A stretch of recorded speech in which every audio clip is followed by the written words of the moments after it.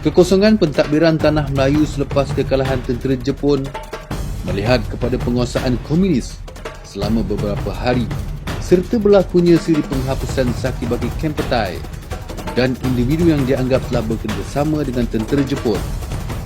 Namun, tindakan pantas dan cekap unit Force 136 berjaya mengekang kegiatan komunis daripada melakukan kekejaman dan terus menguasai tanah Melayu pada waktu itu.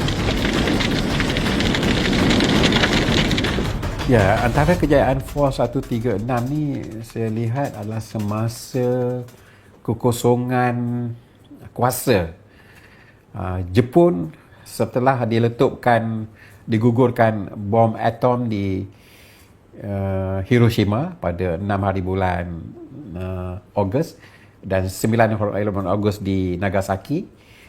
Maka Jepun akhirnya diarahkan meletakkan senjata, tapi dikata bukan surrender, letak senjata. Tetapi British yang merancang untuk melancarkan operasi Zipper mendarat secara ramai-ramai di kawasan Morib, Negeri Sembilan, Selangor, agak lambat sampai. Kelambatan 2-3 minggu itu memberi kesempatan untuk MPAGA ni yang berideologikan komunis ini untuk merampas kuasa, mengambil alih pemerintahan. Tapi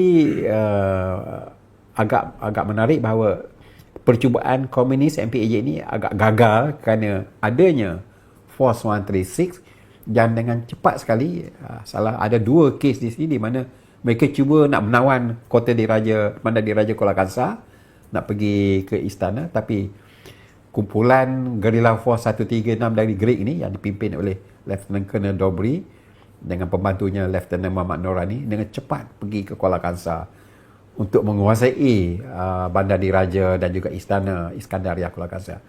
Begitu juga di Kedah ada percubaan tentera MPAGA ini untuk masuk ke istana di Alor untuk menawan negeri Kedah.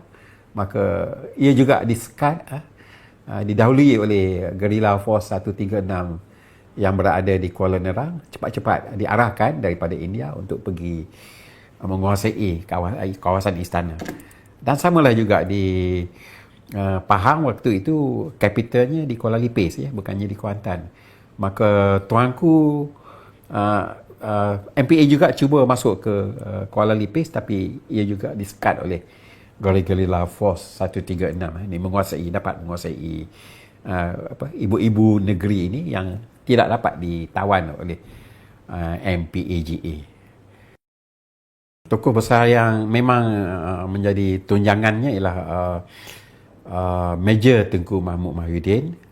Asalnya adalah keluarga kerabat diraja Patani, dan keduanya di India itu ialah Kapten Ibrahim Ismail yang kemudian menjadi Panglima Angkatan Tentera, dan seorang lagi yang kita kadang-kadang lupa ialah Kapten Hussein bin On, iaitu juga Perdana Menteri kita yang ketiga.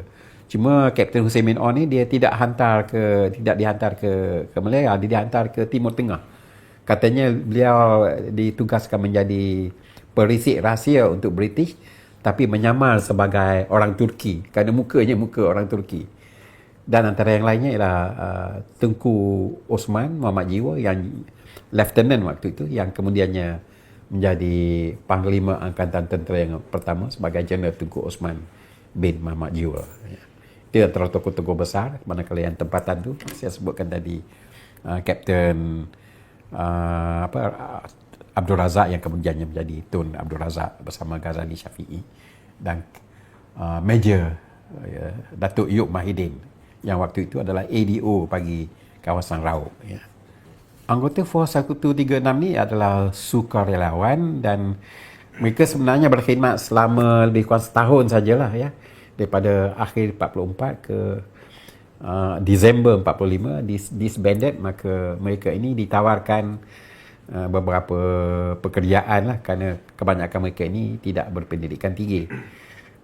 Paling tinggi pun sekadar, walaupun ada yang hebat lah seperti Tun Razak atau Ghazali Syafi'i, Datuk Yub Mahidin, yang lain itu ditawarkan untuk mendapat latihan sebagai guru, dilantik sebagai pengulu.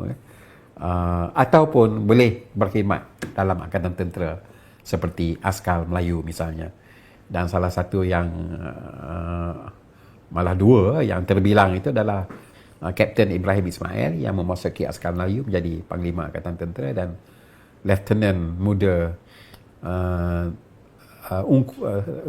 Tengku Osman bin Tengku Muhammad Jiwa, dan yang kemudian dia menjadi Panglima Angkatan Tentera.